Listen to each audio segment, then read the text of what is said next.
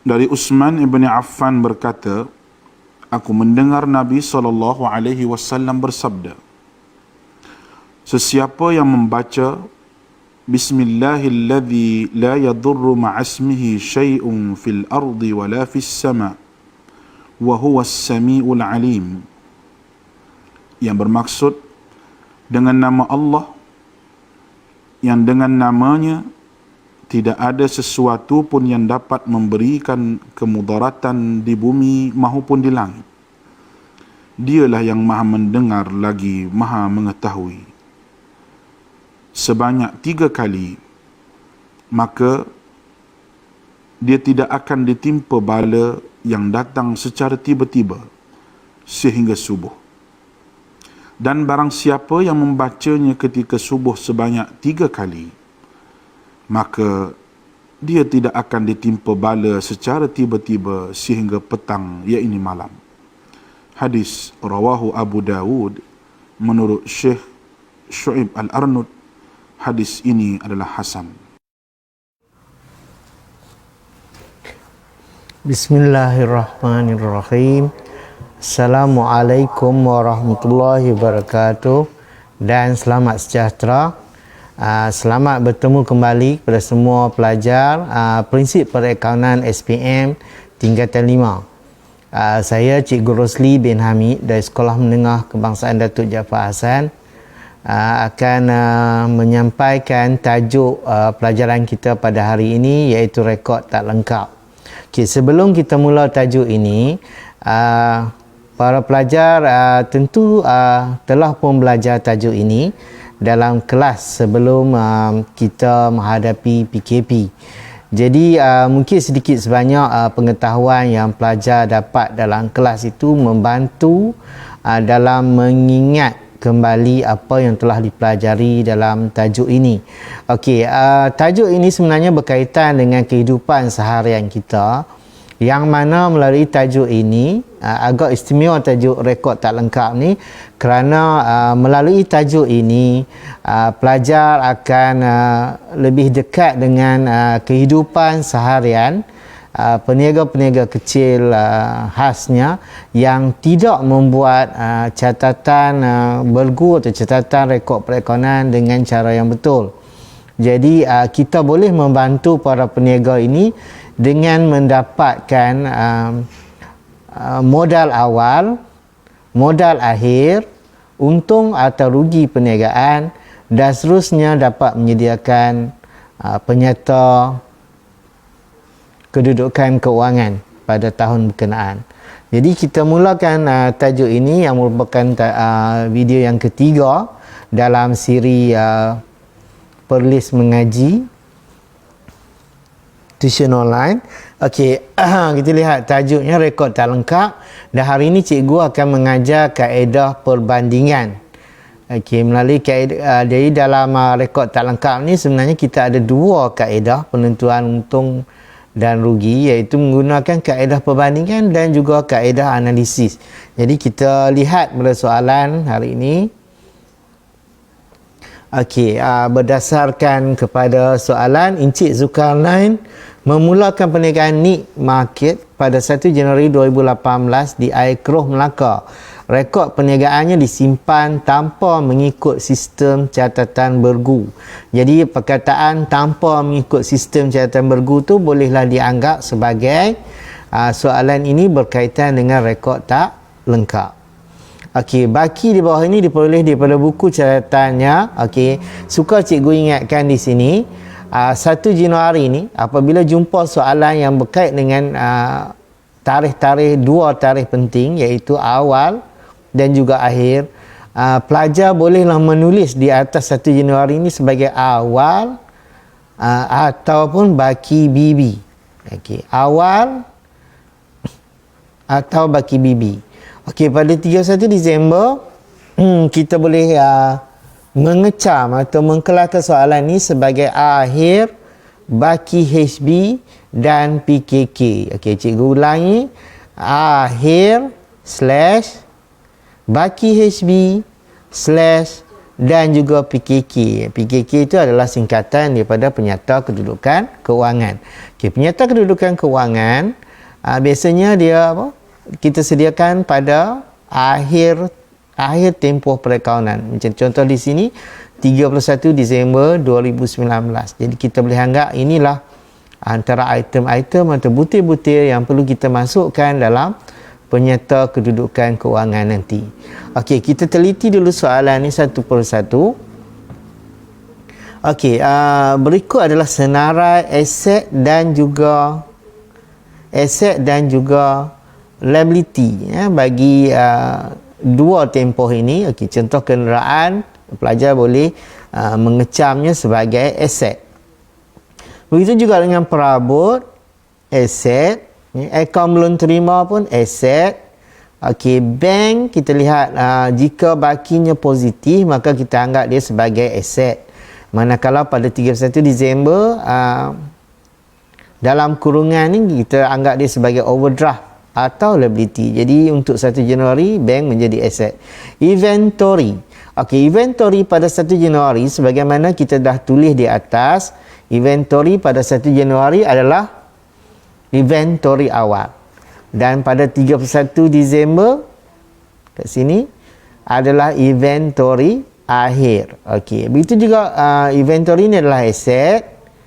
Komisen belum terima 230 juga aset. Akaun belum bayar liability.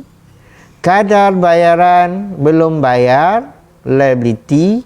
Okey, insurans prabayar pada 1 Januari tidak ada, dia hanya ada pada 31 Disember. Jadi insurans prabayar ini adalah aset. Okey, susut nilai terkumpul kita tandakan sebagai aset, tetapi sebenarnya dalam pengiraan kita akan tolak perabot kos, pada harga kos akan ditolak. Kita akan tolak dengan susut nilai terkumpul perabot. Jadi memahami soalan tu adalah penting. Jadi harap-harap pelajar dapat tumpukan perhatian dengan mengambil gambar soalan ini. Jadi untuk memudahkan kita berbincang nanti.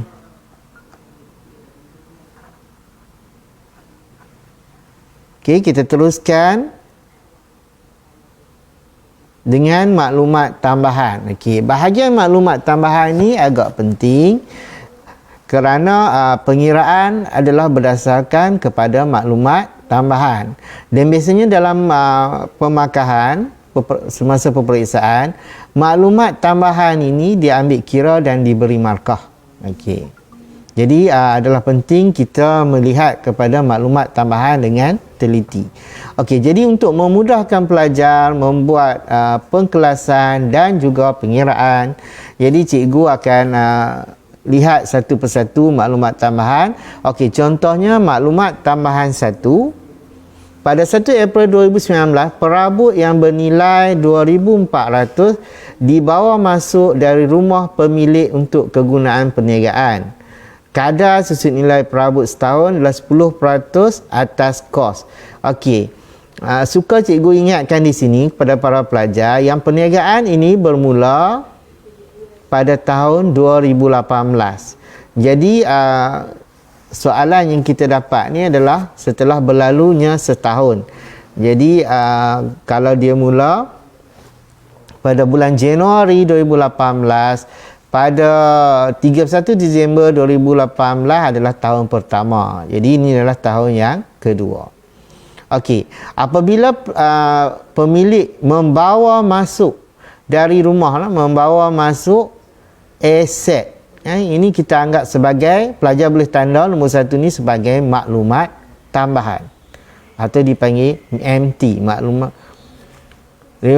tambahan 1 ni, yang ni adalah modal tambahan. Okey, tandakan sebagai modal tambahan untuk nombor 1. Penting untuk bahagian seterusnya. Okey, perkara yang kedua, pemilik perniagaan membuat ambilan tunai 300 setiap bulan dalam tahun keuangan itu.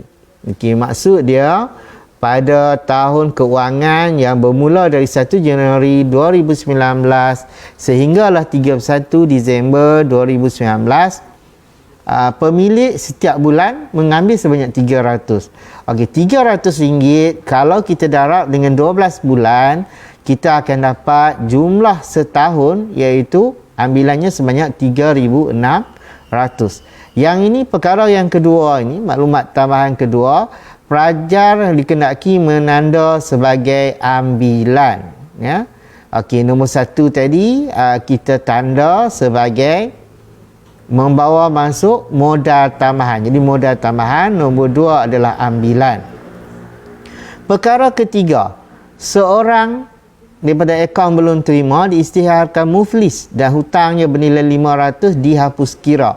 Perkataan dihapus kira itu bersamalah maksudnya dengan hutang lapuk. Bermakna seorang sejumlah iaitu RM500 daripada jumlah akaun belum terima mestilah ditolak 500 kerana berlakunya hutang lapuk, iaitu hutang lapuk maksudnya hutang yang tidak dapat dikutip semula, biasanya untuk tempoh yang melebihi 3 bulan dan ke atas.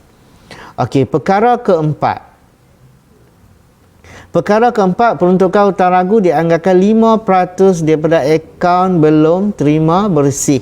Okey, perkataan akaun belum terima bersih ni bermaksud daripada sejumlah akaun belum terima yang ada itu 14,580 pada 31 Disember, pelajar naklah tolak 500 jadi 14,080. Okey, daripada jumlah tu barulah kita darabkan dengan 5%. Inilah yang maksudnya akaun belum terima bersih. Maksudnya setiap satu maklumat tambahan ni dikira berdasarkan turutan. Pelajar kena mengambil kira nombor 3 dahulu sebelum mengambil kira ataupun meneliti soalan daripada maklumat tambahan yang keempat.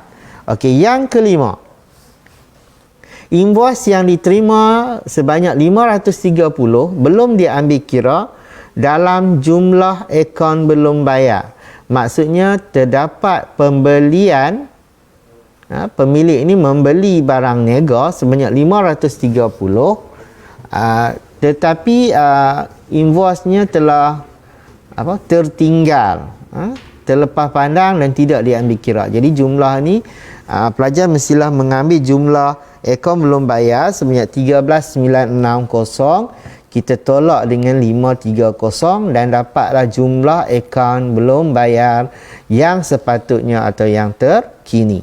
Okey, perkara ke-6, kenderaan perniagaan dibeli pada 1 Julai 2019.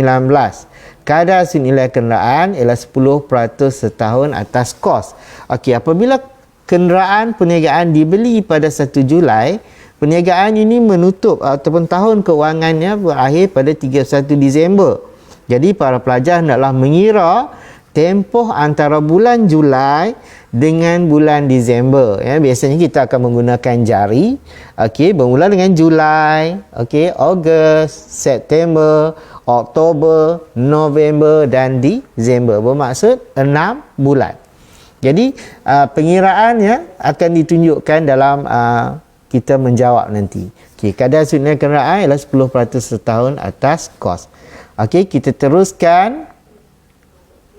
Apa yang dikendaki dalam soalan ini? Okey, pelajar dikendaki menyediakan penyata mengira modal pada 1 Januari ataupun disebut sebagai penyata mengira modal awal, iaitu 1 Januari ini merujuk kepada awal tahun perakaunan. Okey, B, penyata mengira modal pada 31 Disember 2019 atau kita anggap sebagai penyata mengira modal akhir. Okey, C, penyata untung rugi bagi tahun berakhir 31 Disember. Okey, yang ini kita akan kira sama ada peniaga ini mendapat untung atau rugi. Sebagaimana yang cikgu cuba jelaskan di awal pelajaran tadi, tajuk ini sangat berfaedah, sangat bermakna kepada pelajar prinsip perakaunan kerana inilah satu-satunya cara bagaimana kita dapat membantu peniaga kecil yang tidak menyediakan perakaunan secara sistematik untuk mendapatkan 4 perkara, iaitu modal awal, modal akhir, untung atau rugi, dan juga menyediakan penyerta kedudukan keuangan. Akhir sekali kita akan sediakan penyerta kedudukan keuangan yang pada tarikh 31 Disember 2019. Okey, kita teruskan dengan bahagian A. Okey, cara menjawab. Okey. Di sini cikgu senaraikan balik apa yang ada pada 1 Januari 2019 dalam soalan. Okey, berdasarkan soalan ini, pelajar dikenaki mengkelaskan semua item. Semua item itu semua butiran yang terdapat pada 1 Januari 2019 kepada sama ada aset atau liability. Okey. Jadi kita lihat sini kenderaan tidak dinyatakan pada 1 Januari. Okey, perabot bernilai 15,400 dianggap sebagai aset, akaun belum terima aset, bank aset, inventory awal aset, komisen belum terima aset, akaun belum bayar liability, kadar bayaran belum bayar liability, insurans Purabaya tidak ada jumlahnya, jadi abaikan, dan susut nilai terkumpul perabot sebanyak 1540 dianggap sebagai aset. Okey. Okey, pelajar dikenaki menyediakan penyata mengira modal pada 1 Januari 2019 ataupun boleh juga dianggap sebagai menyediakan penyata mengira modal awal. Okey, bentuknya begini, formatnya gini. Mula-mula pelajar tunjukkan aset yang ada pada 1 Januari. Okey, contoh di sini perabot. Nilainya 15,400. Kita tolak 1540 dapat 13,860. Okey, akaun belum terima 12,500. Bank 9,800 diambil daripada 1 Januari. Inventory awal 32,450. Komisen belum terima 230. Jadi kita ada berapa aset di sini? Kita ada 5. Perabot, akaun belum terima, bank, inventory dan komisen belum terima. Jadi pelajar jumlahkan semua daripada perabot, tambah akaun belum terima, tambah bank, tambah inventory dan tambah komisen belum terima. Jadi jumlahnya adalah sebanyak 68,840. Okey. Ini jumlah aset. Kemudian kita akan tolak dengan jumlah liability. Okey. Apakah liability yang ada dalam soalan ini? Okey, yang pertama adalah akaun belum bayar. Kita ambil terus daripada apa yang ada dalam soalan pada 1 Januari 2019. Okey. Seterusnya, pelajar masukkan kadar bayaran belum bayar pada 1 Januari sebanyak 420. Nah, oleh kerana ada dua saja liability pada 1 Januari, maka kita jumlahkan 11,860 tambah dengan 420 dan letak jawapannya di sebelah. Maksudnya kita ada 3 kolom di sini. Butiran, jumlah atau RM yang pertama dan juga RM yang kedua. Jadi jumlah liability adalah 12,280. Okey, langkah seterusnya adalah pelajar mengambil jumlah aset sebanyak 68,840 dan kita tolak dengan 12,280. Jadi jumlah yang kita dapat adalah 56,560. Dan pada jawapan tu pelajar boleh tanda tulis sebagai modal pada 1 Januari 2019 ataupun dianggap sebagai modal awal. Okey, harap pelajar dapat ikut. No? Okey, sekali lagi cikgu jelaskan di sini cara mengira penyata mengira modal pada 1 Januari 2019 atau modal awal adalah dengan mengambil semua item yang ada pada 1 Januari 2019 mengkelaskannya kepada aset dan juga liability. Lepas tu kita tolak aset, tolak liability, dan berapa yang ditinggal, yang berbaki, yang ada adalah dianggap sebagai modal awal atau modal pada 1 Januari. Okey, seterusnya kita pergi ke soalan bahagian B. Jadi bahagian B ni kita anggap sebagai langkah yang kedua untuk apa? B adalah menyediakan penyerta mengira modal akhir atau modal pada 31 Disember 2019. Jadi untuk memudahkan pelajar, cikgu mengambil balik soalan yang ada yang berkait dengan 31 Disember. Okey, kita lihat di sini. Dan seperti biasa kita akan membuat perkelasan kenderaan sebanyak 27,000, perabot tanda tanya, maksud kita akan kira. Akaun belum terima 14,580, bank 800 dalam kurungan bermaksud adalah overdraft, iaitu liability. Inventory akhir 3226. Inventory adalah aset. Komisen belum terima tiada jumlahnya, jadi abaikan.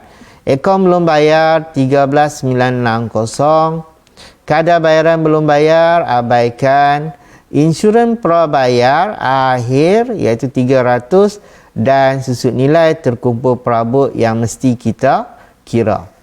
Okey, seperti yang cikgu dah jelaskan tadi dalam bahagian awal, maklumat tambahan 1 kita anggap sebagai membawa masuk modal tambahan. Tandakan sebagai modal tambahan.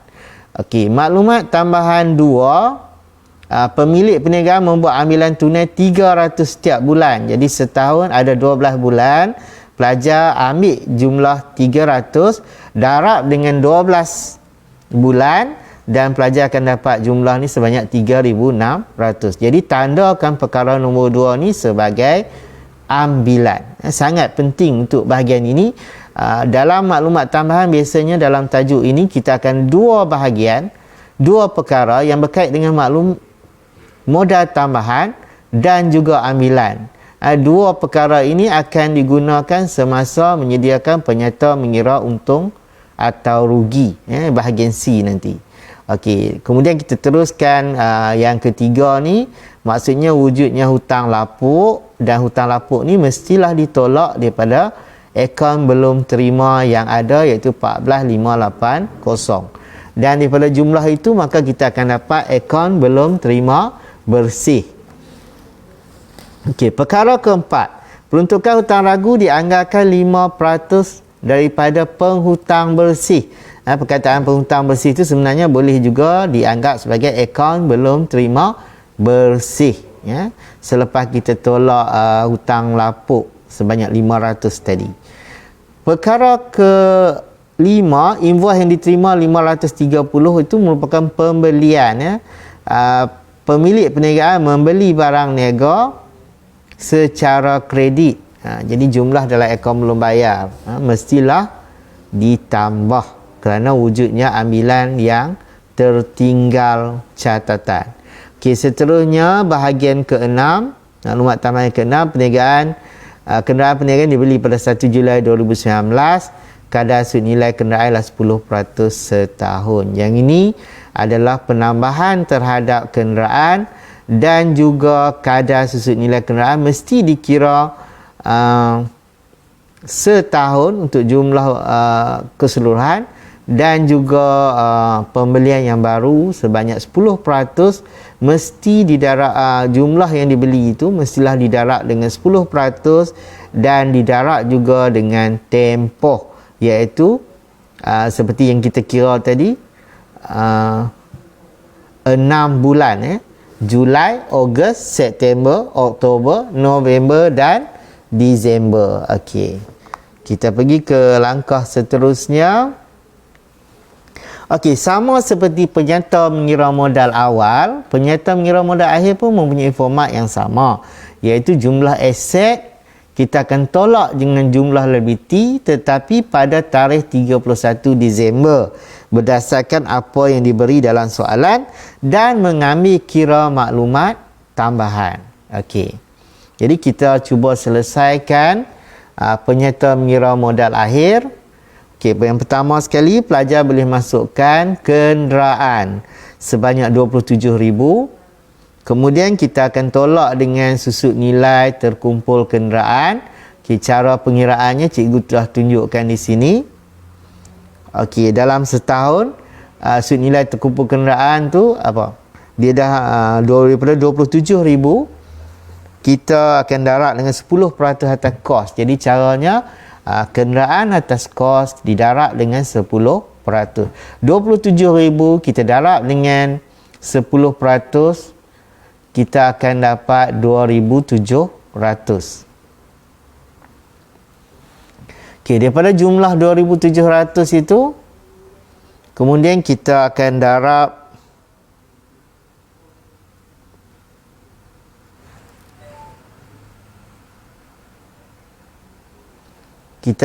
dengan 27,000 darab 10%, iaitu 2,700. 2,700 kita darab dengan 6/12, ya. Jadi kita akan dapat jumlahnya 1,350. Okey, kita buat pengiraan. 27,000 darab 10%. Okey, 2,700 kali dengan 6 bahagi 12 bulan. Jadi kita dapat 1,350. Okay. Jumlah di sini sepatutnya adalah 27,000, ya, bukan 2,700. 27,000 darab 10% dapat 2,700. 2,700 kita darab dengan 6, kita bagi 12 dapat 1,350. Jadi 27,000 tolak 1,350, jadi jumlah yang kita perolehi adalah sebanyak 25,650. Okey, seterusnya kita akan tulis perabot sebanyak 17,800. Okey, perabot telah pun dijelaskan jumlah akhirnya, iaitu macam mana kita dapat 17,800. Jumlahnya, ambil baki awal 15,400, kemudian kita tambah dengan pembelian kita tambah dengan perabot yang dibawa masuk sebanyak 2,400 dibawa masuk oleh pemilik. Jadi jumlahnya menjadi 17,800. Kemudian kita akan tolak dengan susut nilai terkumpul perabot. Okey, cara pengiraannya cikgu dah tunjukkan di sini. Pada tahun pertama, tahun pertama ada 1,540 susut nilai yang telah pun berlaku. Kemudian pada tahun kedua, jumlahnya sama, ya, 1,540. 1,540 kita tambah dengan 1,540. Okey, kita dapat 3,080. Jadi daripada jumlah 3,080 tu, ya, pelajar boleh kira ini dulu.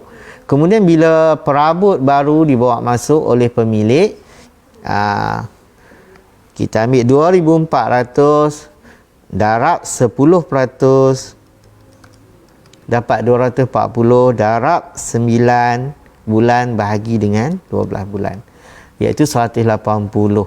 Okey, 180 kita tambah dengan 3,080. Jumlahnya adalah sebanyak susut nilai dia. Susut nilai terkumpul perabot sebanyak 3,260.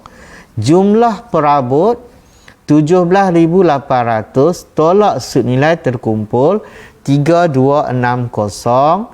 Jadi pelajar akan dapat jumlahnya sebanyak 14,540.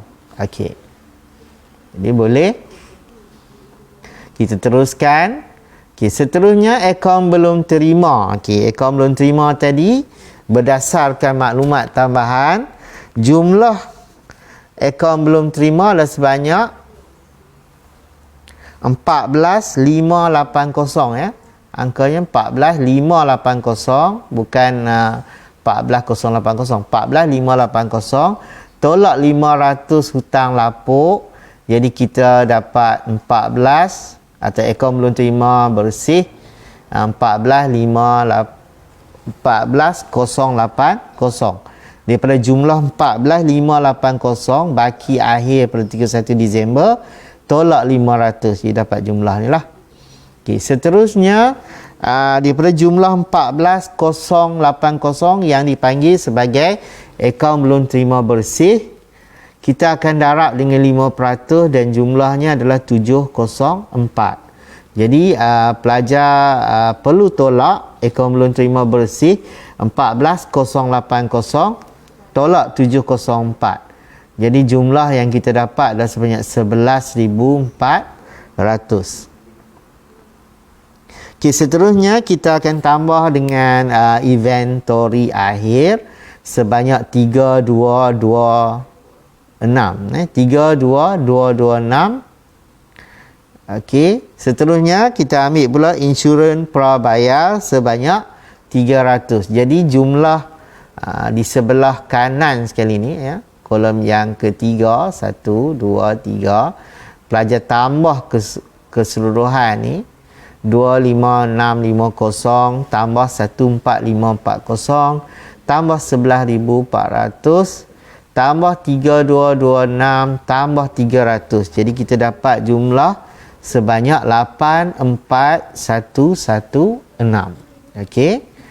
Dan seterusnya kita perlu buat apa? Kita perlu tolak dengan liability. Okey. Liability semasa sebenarnya liability saja ya. Asset tolak liability. Okey, kemudian kita dapati sini ada akaun belum bayar. Okey, akaun belum bayar asalnya sebanyak 13,960. Lepas tu kita tambah dengan maklumat tambahan 5 iaitu invoice yang diterima yang belum diambil kira sebanyak 530 menjadikan jumlahnya sebanyak 14,490. Kemudian kita ambil overdraft bank ya. Jumlah baki bank pada 31 Disember dalam kurungan sebanyak 800 dianggap sebagai overdraft. Overdraft adalah liability. Jadi di sini aset kita akan tolak dengan liability. Jumlahkan dulu jumlah aset ni bukan semasa ya, liability saja. Lepas tu kita tambah 14,490 tambah 800, jumlahnya kita pindahkan ke sebelah atau sebelah kanan sebanyak 15,290. Jadi langkah seterusnya adalah mengambil jumlah 84,116 jumlah aset tolak jumlah liability sebanyak 15,290. Jadi kita akan dapat jawapan iaitu modal pada 31 Disember 2019 sebanyak 68826 ya. Dan ini adalah dipanggil sebagai modal akhir ataupun modal pada 31 Disember 2019. Okey, harap pelajar dapat ikut mengira dan dapat membezakan di antara penyerta mengira modal awal dengan penyerta mengira modal akhir. Perbezaannya yang agak ketara di sini adalah penyerta mengira modal awal hanya melibatkan senarai pada 1 Januari aset dan juga liability. Tetapi penyerta mengira modal akhir atau 31 Disember bukan saja melibatkan perkara-perkara yang ada pada 31 Disember tetapi juga melibatkan maklumat tambahan. Okay, jadi kita dapat modal akhir atau modal pada 31 Disember 2019 sebanyak 68826. Okey, kita teruskan ke bahagian C iaitu menyediakan penyata untung rugi bagi tahun berakhir 31 Disember 2019. Okey, penyata mengira untung rugi. Okey, cikgu nak bagi satu petua di sini, no? Petuanya singkatannya kita boleh sebut sebagai MAA. Okey, boleh ikut MAA tolak MT tolak MA. Dan biasanya dalam kelas cikgu biasanya akan sebut pelajar sebut ma dua harakat. Okey, MAA tu, 2A tu kita panggil ma dua harakat. Tolak MT, tolak apa? Tolak modal tambahan dan kita tolak MA. Satu A saja yang dipanggil sebagai ma satu harakat. Okay, cikgu ulang balik. MAA tolak MT tolak MA. Maksudnya yang pertama tu ma dua harakat. MAA. Kemudian kita tolak MT iaitu modal tambahan dan tolak MA modal awal yang kita panggil sebagai ma satu harakat. Okey, seterusnya ini bentuk penyerta mengira untung rugi bagi tahun berakhir 31 Disember 2019 sebagaimana yang cikgu sebutkan tadi sebentar tadi. Kita akan mula dengan modal akhir. Okey, modal akhir daripada mana kita dapat? Kita dapat modal akhir daripada penyediaan selepas kita menyediakan penyerta mengira modal akhir. Jadi adalah penting bagi soalan ini sekiranya pelajar tersilap mengira modal akhir, kesan dia kita akan dapati jawapan yang kita akan dapat sama ada untung atau rugi nanti adalah tidak tepat.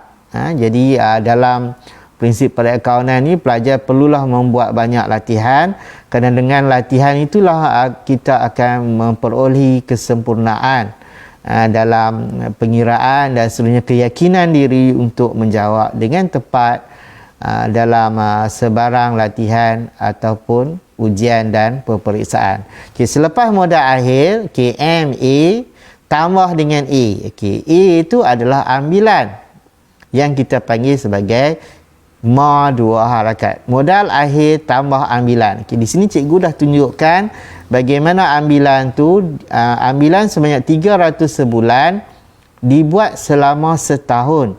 Jadi kita darab dengan 12 bulan. Kita dapat jumlahnya 3,600. Jadi modal akhir tambah ambilan dan jumlah yang kita dapat adalah 72,426. Okey, modal akhir tambah ambilan, kita dapat jumlahnya 72,426. Kemudian kita akan tolak dua lagi perkara, iaitu kita akan tolak MT, maklumat modal tambahan, okey, MT, dan kita akan tolak lagi MA. MA itu adalah modal awal. Okey, kita tunjukkan di sini. Kita tolak modal awal, letak di sebelah dulu sebab kita nak kira jumlah dia. Modal awal 56560. Modal awal ni kita dapati dari mana? Kita dapat daripada penyediaan penyerta mengira modal awal di bahagian A tadi. 56560. Kemudian kita akan tambah dengan modal tambahan sebanyak 2,400. Jadi modal awal tambah modal tambahan, pelajar pindahkan jumlahnya ke sebelah. Jadi bila kita tambah 56560 tambah 2,400, jadi kita dapat 58,960. Okey, seterusnya apa yang kita nak buat? Okey, berdasarkan apa yang ditunjuk di sini, jumlah modal akhir tambah ambilan akan ditolak dengan jumlah modal awal dengan modal tambahan sebanyak 58. Okey, kita mula 72,426 kita akan tolak dengan 58,960. Jadi jumlah yang kita akan dapat adalah 13,466. Okey. Oleh kerana jumlah yang kita dapat ini adalah positif, iaitu 13,466, maka kita sebut sebagai untung bersih. Jadi pelajar boleh lihat di sini bagaimana kita mengira, penyerta mengira untung rugi hanya melibatkan 4 perkara: modal akhir, tambah ambilan, tolak modal awal, tolak modal tambahan. Jika jumlahnya positif, maka kita boleh anggap sebagai kita telah pun mendapat untung bersih. Jadi kita tulis sebagai untung bersih sebanyak 13,466. Okey. Jadi cikgu suka ingatkan di sini bagaimana kita dapat ambilan tadi adalah daripada maklumat tambahan. Kedua, modal tambahan kita dapat daripada maklumat tambahan pertama, iaitu pemilik membawa masuk perabot sebanyak 2,400. yang itu dianggap sebagai modal tambahan. Jadi di peringkat awal menjawab soalan lagi, pelajar sudah boleh menanda atau mengelaskan bahagian ambilan dan juga modal tambahan. Seterusnya kita ke bahagian D, iaitu menyediakan penyerta kedudukan kewangan pada 31 Disember 2019. Okey, format dia mestilah dalam bentuk format penyerta. Kita ada berapa kolom? Kita ada 5, kan? Yang pertama butiran, nilai kos, susut nilai terkumpul, nilai buku dan juga jumlah. Cuma penyerta kedudukan kewangan yang melibatkan tajuk rekod tak lengkap ni biasanya akan mengambil hanya baki akhir. Jadi kadang-kadang dia tak sepenuhnya macam penyerta kedudukan kewangan yang pelajar belajar dalam tajuk perniagaan milikan tunggal. Okey, jadi kita mula. Okey, yang pertama sekali kita mesti tulis aset bukan semasa. Berdasarkan soalan tu pelajar dah kelaskan aset bukan semasa apa? Yang pertama kenderaan, yang kedua perabot. Okey, ingat lagi pada pelajaran yang pertama bagaimana cikgu meminta pelajar mengingat aset bukan semasa dengan apa? Dengan menyebut pergi pulau, Langkawi, ambil kereta mewah. Pergi tu premis, pulau tu okey, P yang kedua perabot, pergi pulau, Langkawi tu lekapan, ambil tu alatan pejabat, kereta tu kenderaan, mewah tu mesin. Okey.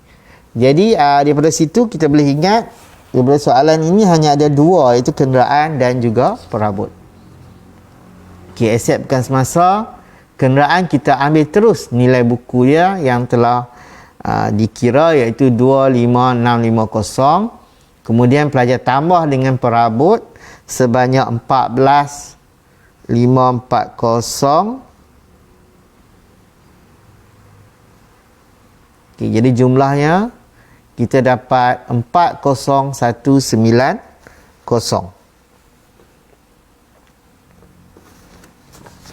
Okey, dapat.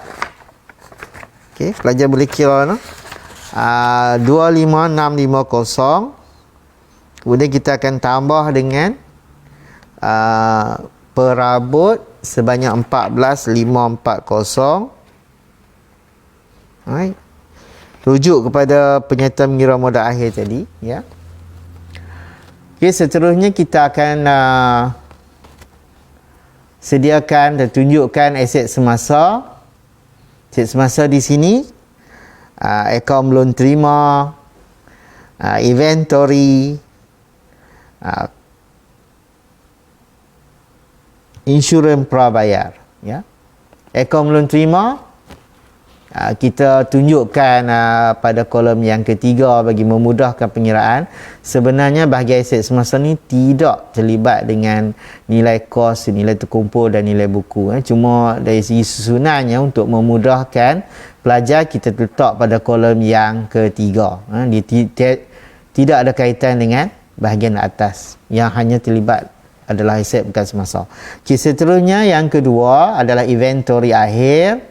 Dan yang ketiga adalah insurans prabayar. Okey. Semua ini adalah atau terdapat dalam soalan pada 31 Disember 2019. Okey, jumlahkan dulu aset semasa. Kita dapat jumlahnya 43926. Okey.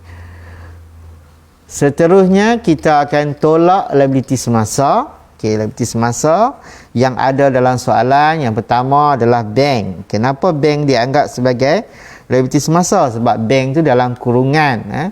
Bila dalam kurungan bermakna bank tu adalah overdraft. Overdraft. Jadi kita rujuk pada liability semasa. Okey, seterusnya akaun belum bayar 14,490. Okey, pelajar tambahkan 800 dengan 14,490.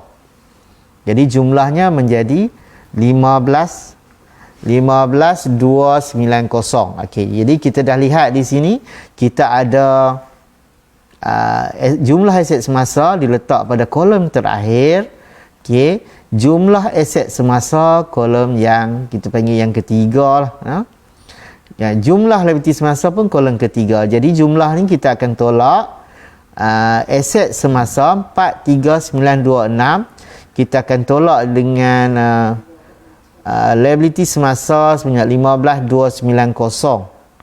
Jadi lepas ditolak, pelajar akan dapat jumlah sebanyak 28,636. Jumlah ini aset semasa tolak liability semasa adalah dipanggil sebagai modal kerja. Okey.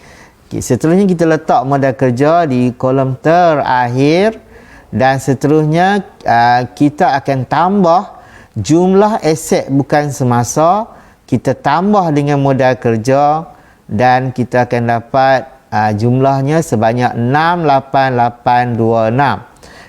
Bahagian jumlah ni kita tak tulis apa-apa, tetapi jumlah ini adalah merujuk kepada dipanggil sebagai aset bersih. Sebagai pengetahuan tambahan. Jadi kita dapat angka penyimbangan 68826. Seterusnya pelajar, kita akan sediakan bahagian ikuti pemilik. Ikuti pemilik melibatkan modal awal, modal akhir, modal tambahan dan juga ambilan. Cikgu ulang sekali lagi. Ikuti pemilik melibatkan modal awal, modal akhir, ambilan dan juga modal tambahan. Ini cara susunnya, kita tulis di kolom terakhir. Modal awal 56,560, tambah modal tambahan 2,400 dan tambah untung bersih 13,466. Untung bersih kita dapat daripada penyata mengira untung bersih. Kemudian kita jumlahkan sebanyak 72426 dan kita tolak ambilan sebanyak 3,600. Jadi jumlah yang kita dapat selepas kita tolak ambilan adalah modal akhir sebanyak 68826. Jadi di sini pelajar dah lihat ya bagaimana kita dapat angka pengimbang untuk bahagian atas, iaitu aset semasa, aset bukan semasa, aset semasa, liability semasa, hasil tambah daripada jumlah aset bukan semasa dengan modal kerja, kita dapat 68826. Dan seterusnya di bahagian bawah sekali, selepas kita tambah modal awal, tambah modal tambahan, tambah untung bersih, tolak ambilan, kita dapat jumlah yang sama. Jadi di sini sekiranya pelajar dapat jawab begini, maksudnya pelajar dah pun menjawab dengan tepat dan memperolehi markah penuh dalam menyediakan penyata kedudukan keuangan. Jadi kita dah pun jawab sampai ke bahagian A, B, C dan D. Jadi seterusnya sebagai ulang kaji, jadi kita teruskan dengan latihan pengukuhan. Okey, latihan pengukuhan ni pelajar ingat balik apa yang telah dipelajari dari awal rancangan ini tadi sampai ke bahagian ni. Okey, nombor 1. Ya, nyatakan cara untuk menyediakan penyata mengira modal awal. Okey, bagaimana caranya? Okey, pelajar fikirkan dulu sejenak. Okey, caranya adalah kita mengambil semua aset, kemudian kita tolak semua liability. Okey, termasuk juga aset, termasuk baki bank tunai. Kita tolak dengan jumlah liability yang terdapat pada 1 hari bulan atau awal 1 hari bulan 1 Januari 2019 saja. Okey. Ini jawapannya, semua aset termasuk baki awal bank, tolak semua liability pada awal tahun perakaunan. Jadi soalannya bukannya susah ya. Agak mudah untuk pelajar ingat. Okey, yang kedua, nyatakan cara untuk menyediakan penyata mengira modal akhir. Okey, cara mengira modal akhir, cuba ingat balik, mula-mula kita fokus pada 31 Disember 2019. Kemudian kita ambil kira maklumat tambahan. Selepas mengambil kira maklumat tambahan, pelajar sediakan penyerta mengira modal akhir dengan jumlah aset tolak jumlah liability. Ini jawapannya. Semua aset termasuk baki akhir bank tolak semua liability. Dan termasuk maklumat tambahan kecuali ambilan dan modal tambahan pada akhir tahun kewangan. Semua aset termasuk baki akhir bank tolak semua liability. Kemudian termasuk juga maklumat tambahan kecuali ambilan dan modal tambahan pada akhir tahun kewangan. Yang ketiga, nyatakan cara untuk menyediakan penyata mengira untung rugi.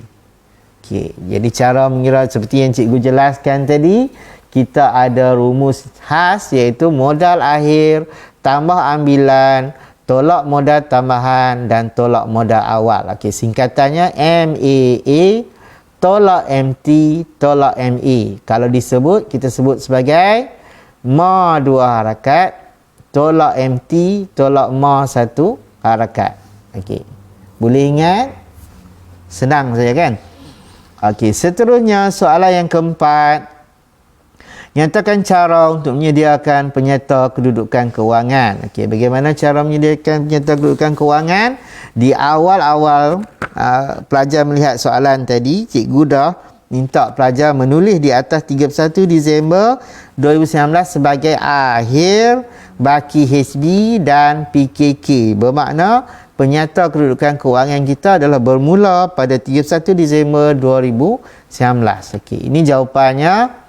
Ambil semua item aset, liability dan equity pemilik pada akhir tahun kewangan. Baki akhir sahaja.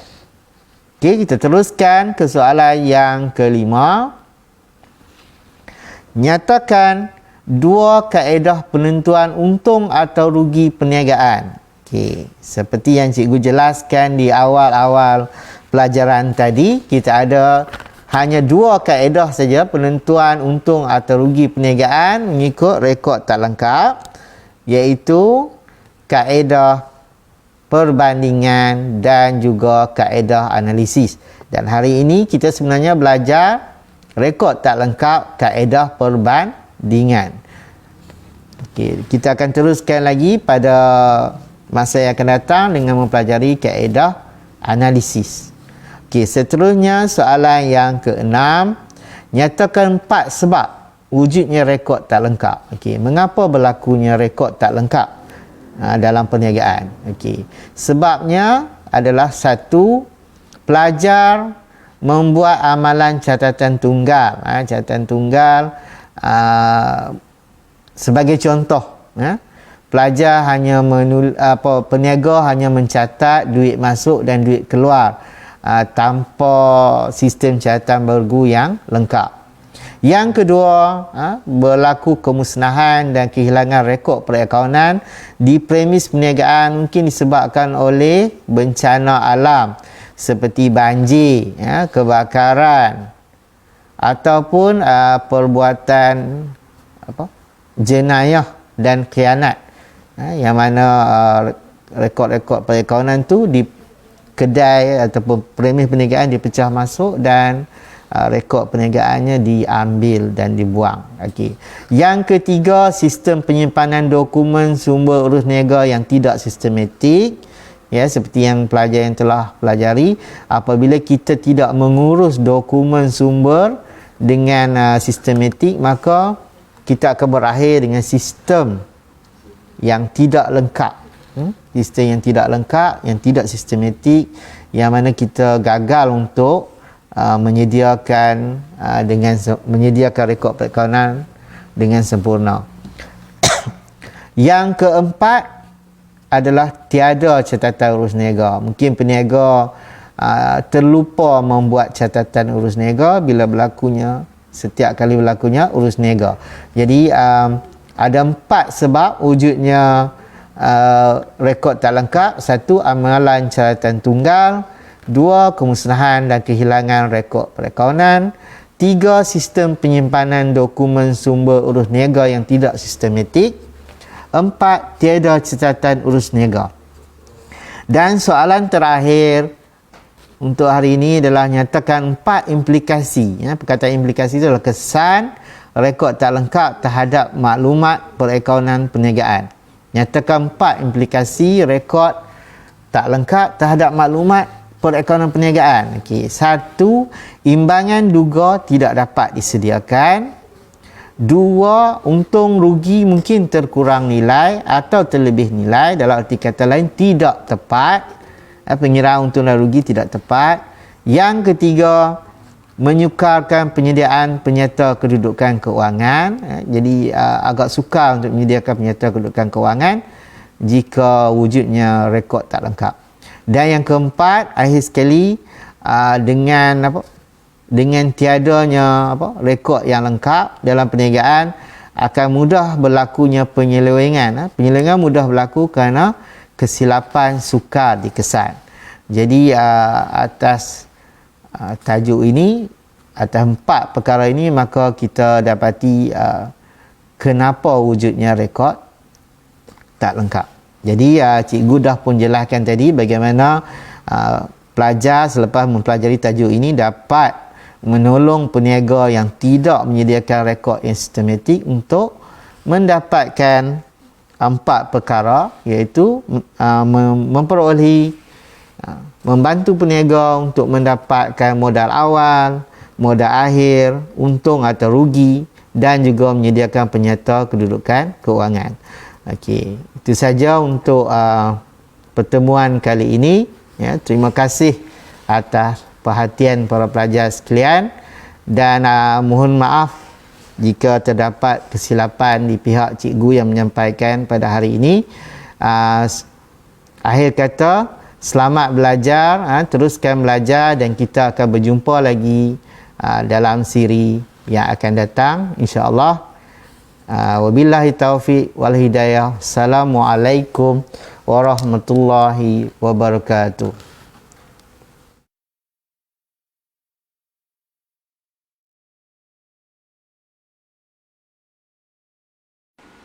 Daripada Anas bin Malik radhiyallahu anhu berkata, Nabi SAW pernah berdoa, Allahumma inni a'udzubika minal barasi wal jununi wal juzami wa min sayil asqam.